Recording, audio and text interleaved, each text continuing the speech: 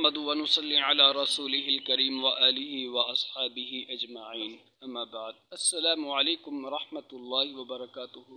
मोहतरम नाज़रीन सामिईन, आप देख रहे हैं मेरा यूट्यूब चैनल रूहानी अमलियात और मैं हूं आपका खादिम अब्दुल मजीद।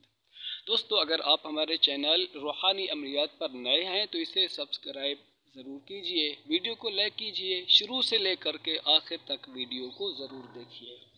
आज का हमारा टॉपिक है सिर्फ एक ही फूंक से जादू जिन को ख़त्म करने का अमल।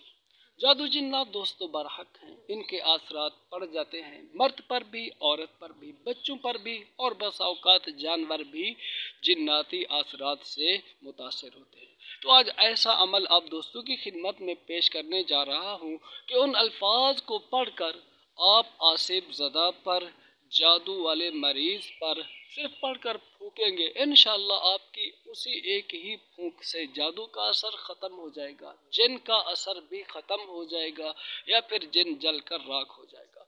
तो दोस्तों, अस्हाब कहफ के नाम हैं, इन नामों को याद कर लें और इनका वजीफ़ा भी आप कर लें कुछ ना कुछ तादाद में, और ना भी तो 313 बार डेली 41 रात तक अस्हाब कहफ के नामों की ज़कात अदा कर लें।